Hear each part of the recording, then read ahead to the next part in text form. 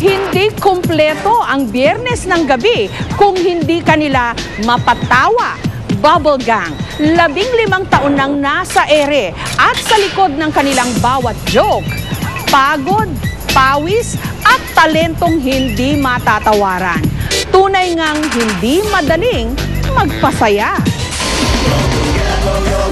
Unang ipinalabas sa telebisyon ang Bubble Gang, October 20, 1995. Nakilala sila sa kanilang pag-i-spoof. Alien!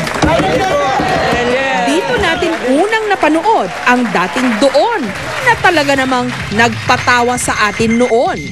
Meron ba hong nasulat tungkol sa obsessive gambling? Buka ka, siyang taya.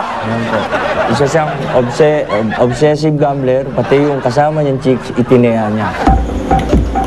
Napakanta tayo sa kanilang MTV o Music Tagalog version.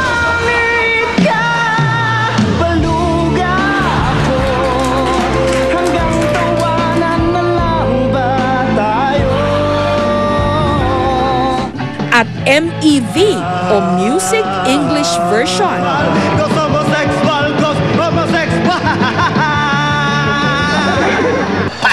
At dahil hindi natutulog ang mga tagapagbalita, nagpatawa sila 4 oras.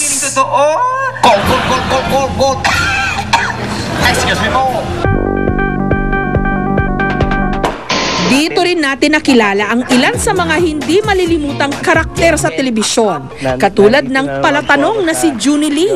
Truly, Junie Lee. Madalas yung mga nakukulong kasi, paglabas ng kulungan, parang payat na payat. Parang mas naging healthy kayo. Ang sex ball dancers. Napangasawa niya, nakamamukhang chihuahua. Ang palabang si Bonggang Bongbong. Di na kayo magsumbong, diretso pa ang aksyon. Ang dynamic duo ni na Moymoy Palaboy at ang galit bating sina Yaya at Angelina. Where's my mom? I'm so bored na. Baka nandoon lang sa... Ipinapakita niya yung mismong kultura, yung mismong mga pangyayari sa ating lipunan. That's a word. Sa paglipas ng mga taon, nagpabago-bago ang cast ng Bubble Gang. Pero nanatiling nandyan ang dalawang haligi nito, sina Ogie Alcacid at Michael V. Sa programang ito tuluyang kinilala ang kanilang galing sa comedy.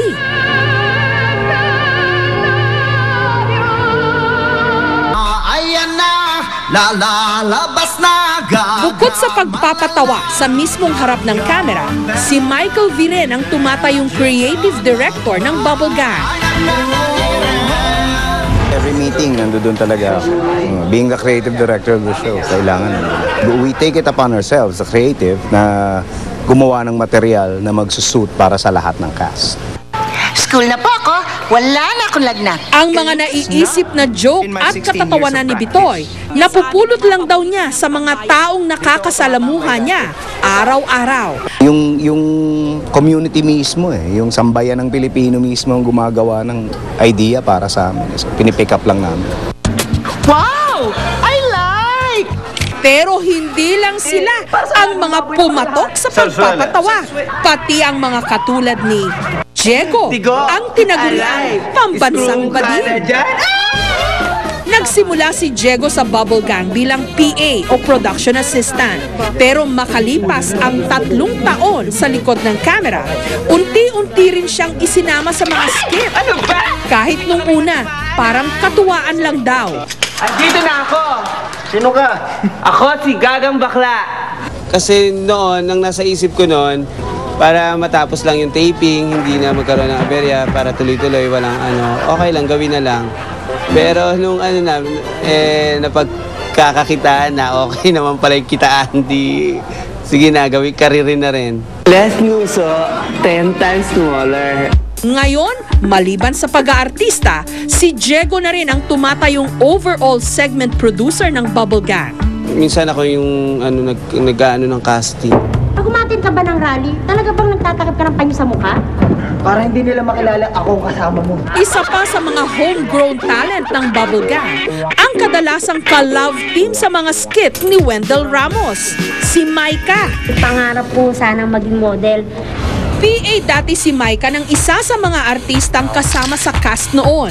Hanggang siya mismo, nabigyan din ng break. May nagpapapirma na sa akin, may nagpapa-autograph, meron nagpapa-picture, tapos may time na ano pa, alam mo yun, yung pagpupustahan ka, hindi siya yan. Hindi, pustahan tayo, ganun, tignan mo, tanungin mo. Anong ginawa mo sa party? Maika raw ang ibinigay sa kanyang screen name dahil sa madalas niyang dialogue na, May kailangan kayo? May kailangan po ba kayo? May kailangan po ba kayo sa akin? dahil sa kanyang exotic na itsura, si Maika hindi naman daw kalakihan ang kanyang kinikita pero nakapagpundar ng sariling bahay at lupa sa Bulacan. Welcome to my little cutie house.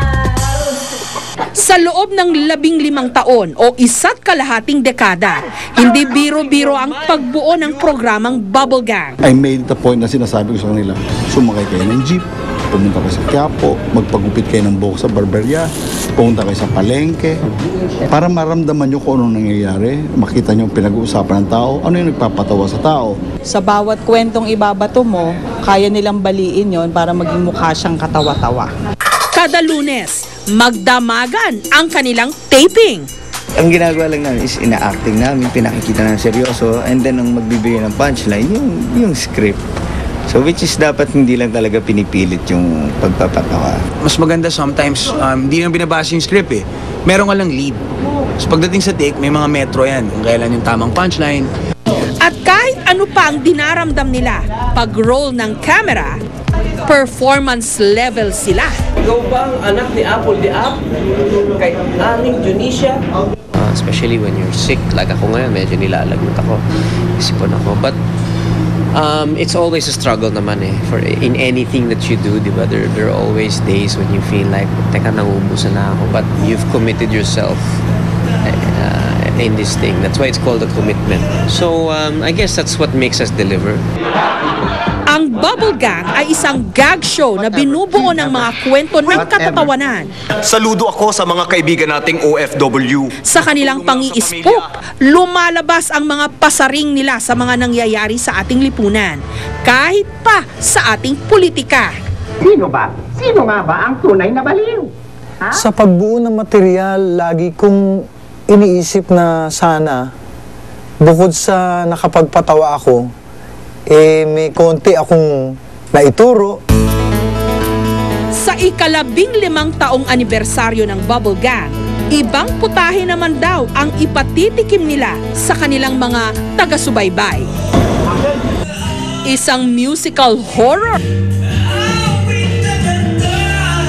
At nung magsama-sama ang buong gang para sa isang bonggang-bonggang dance number, kitang-kita na sila mismo, tuwang-tuwa sa kanilang pagpapatawa. Sa hirap nga ng buhay ngayon at sa dami ng ating mga problema, bonus na lang kung makuha mo pang ngumiti. Pero sigurado, hanggat nariyan ang Bubble Gang, may dahilan pa rin para tayo'y tumawa. So many things that have happened in our lives. Dito na kami tumanda, dito na kami nagkaroon ng kung ano-anong hiwaga sa aming mga pamumuhay. But all in all, it's been 15 very blessed years. Never in our wildest dreams na isip namin na aabot kami ng 15 years. So far, ang Bubble Gang ang longest running gag show or comedy show dito sa Pilipinas. And I'm hoping na mas tumagal pa. Kahit hindi na kami magpatuloy, kahit iba na, basta magtuloy-tuloy yung legacy ng Bubble Gang. Okay sa amin.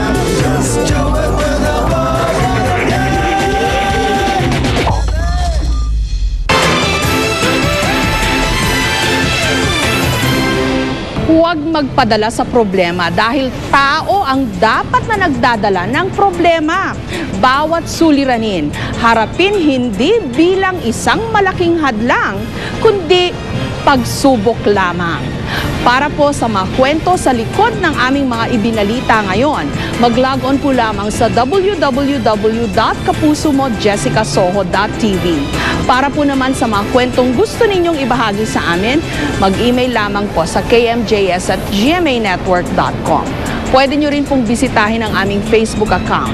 At ito lamang po ang Facebook account na opisyal at otorisadong nasa aking pangalan. Hanggang sa susunod na Sabado po, para sa isa na namang makabuluhang kwentuhan. Ako po ang inyong kapuso mo, Jessica Soho.